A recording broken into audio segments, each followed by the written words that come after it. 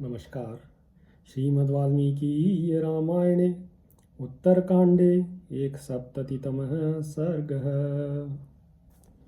ततो द्वादशमे वर्षे शत्रुघ्नो रामपालिताम् अयोध्यां चक्रमे गन्तुम् अल्पभृत्य बलानुगः।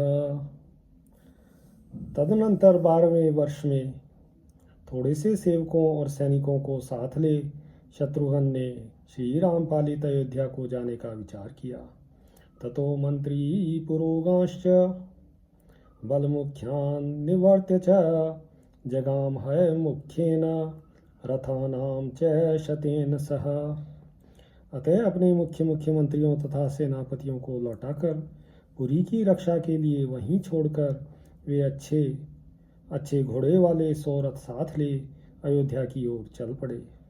स गत्वा गणितान् वासान् सप्ताष्टो रघुनन्दनः वाल्मीकाश्रम आगत्य वासं चक्रे महायशः।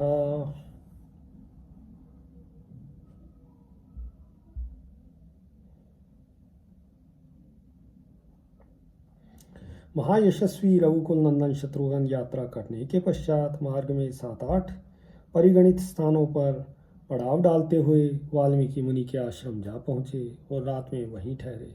सो अभिवाद्य तथा पादौ वाल्मीके पुरुषर्षभ पद्यमर्ध्यम तथा तिथ्यम जग्राह मुनि हस्ततः। उन पुरुष प्रवर रघुवीर ने वाल्मीकि जी के चरणों में प्रणाम करके उनके हाथ से पाद्य और अर्ध्य आदि आतिथ्य सत्कार की सामग्री ग्रहण की। बहुरूपः सुमधुरः कथास्तत्र सहस्रशः कथयामास मुनिः शत्रुघ्नाय महात्मने। वहाँ महर्षि वाल्मीकि ने महात्मा शत्रुघ्न को सुनाने के लिए भांति भांति की सहस्त्रों सुमधुर कथाएं कहीं। उवाच च मुनिर्वाक्यं लवणस्य वधाश्रितं सुदुष्करं कृतं कर्म लवणं निघ्नता त्वया। फिर लवणवध के विषय में बोले, लवणासुर को मारकर तुमने अत्यंत दुष्कर कर्म किया है। बहवः पार्थिवः सौम्य हतः स बलवाहनः लवणेन महाबाहो युध्यमाना महाबलः। सौम्य महाबाहो लवणासुर के साथ युद्ध करके बहुत से महाबली भूपाल सेना और सवारियों सहित मारे गए हैं। स त्वया निहतः पापो लीलया पुरुषर्षभ जगतश्च भयं तत्र प्रशांतं तव तेजसा। पुरुषश्रेष्ठ वही पापी लवणासुर तुम्हारे द्वारा अनायास ही मार डाला गया। उसके कारण जगत में जो भय छा गया था वह तुम्हारे तेज से शांत हो गया। रावणस्य वधो घोरो यत्नेन महता कृतः इदं च सुमहत्कर्म त्वया कृतम् अयत्नतः। रावण का घोर वध महान प्रयत्न से किया गया था, परंतु यह महान कर्म तुमने बिना यत्न के ही सिद्ध कर दिया। प्रीतिश्चास्मिन् पराजाता देवानां लवणे हते भूतानां चैव सर्वेषां जगतश्च प्रियं कृतं। लवणासुर के मारे जाने से देवताओं को बड़ी प्रसन्नता हुई है। तुमने समस्त प्राणियों और सारे जगत का प्रिय कार्य किया है। तच्च युद्धं मया दुष्टं यथावत् पुरुषर्षभ सभायां वासवस्थाय उपविष्टेन राघव। नरश्रेष्ठ में इंद्र की सभा में बैठा था।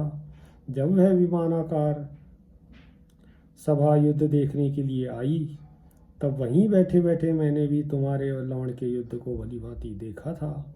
ममापि परमा प्रीति हृदि शत्रुघ्न वर्तते उपाघ्रास्यामि ते मूर्ध्नि स्नेहस्यैषा परागतिः। शत्रुघ्न मेरे हृदय में भी तुम्हारे लिए बड़ा प्रेम है, अतः मैं तुम्हारा मस्तक चूमूंगा, यही स्नेह की पराकाष्ठा है। इत्युक्त्वा मूर्ध्नि शत्रुघ्नम् उपाघ्राय महामतिः आतिथ्यम् अकरोत् तस्य ये च तस्य पदानुगः। ऐसा कहकर परम बुद्धिमान वाल्मीकि जी ने शत्रुघ्न का मस्तक चूमा और उनका तथा उनके साथियों का आतिथ्य संस्कार किया।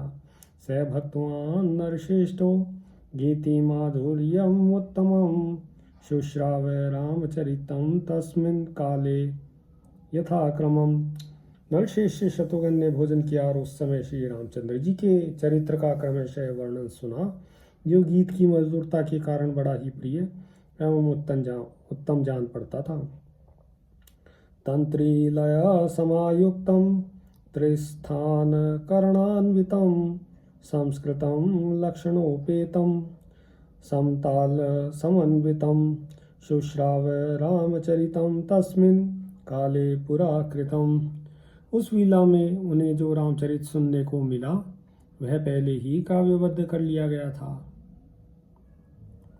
वह काव्यगान वीणा की लय के साथ हो रहा था। हृदय, कंठ और मूर्धा इन तीनों स्थानों में मंद्र, मध्यम और तार स्वर के भेद से उच्चारित हो रहा था। संस्कृत भाषा में निर्मित होकर व्याकरण, छंद, काव्य और संगीत शास्त्र के लक्षणों से संपन्न था और गानोचित ताल के साथ गाया गया था। तान्यक्षराणि सत्यानि यथा वृत्तानि पूर्वशः श्रुत्वा पुरुषार्दुलो विसंज्ञो बाष्पलोचनः। उस काव्य के सभी अक्षर एवं वाक्य सच्ची घटना का प्रतिपादन करते थे और पहले जो वृतांत घटित हो चुके थे उनका यथार्थ परिचय दे रहे थे। वह अद्भुत काव्य गान सुनकर पुरुष सिंह शत्रुघ्न मोहित हो गए। उनके नेत्रों से आंसुओं की धारा बहने लगी। स मुहूर्तम इवा संज्ञो विनीश्वस्य मुहुर्मुहुः तस्मिन् गीते यथा वृत्तम वर्तमानम इवा शृणोत। वे 2 घड़ी तक अचेत से हो बारंबार लंबी सांस खींचते रहे। उस गाने में उन्होंने बीती हुई बातों को वर्तमान की भांति सुना।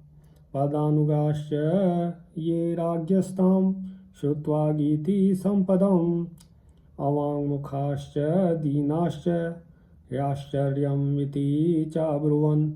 राजा शत्रुघ्न के जो साथी थे वे भी उस गीत संपत्ति को सुनकर दीन और नतमस्तक हो गए।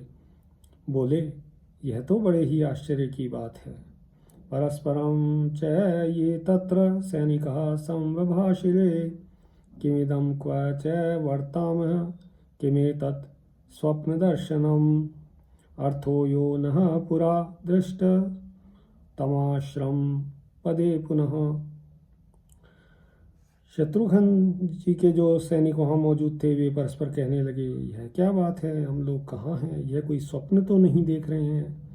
जिन बातों को हम पहले देख चुके हैं उन्हीं को इस आश्रम पर ज्यों की त्यों सुन रहे हैं।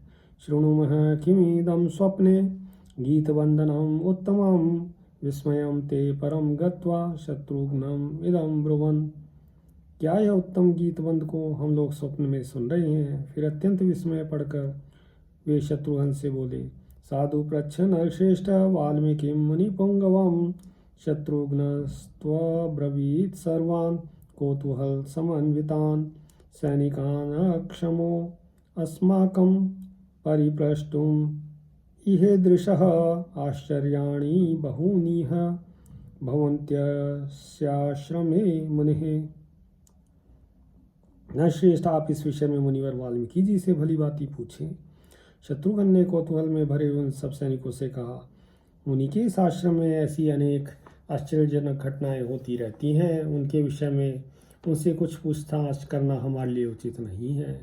न तु कौतूहलाद्युक्तम् अन्वेष्टुं तम महामुनिम् एवं तद्वाक्यम् उक्त्वा तु सैनिकान् रघुनन्दनः अभिवाद्य महर्षिं तं स्वं निवेशं ययो तदा।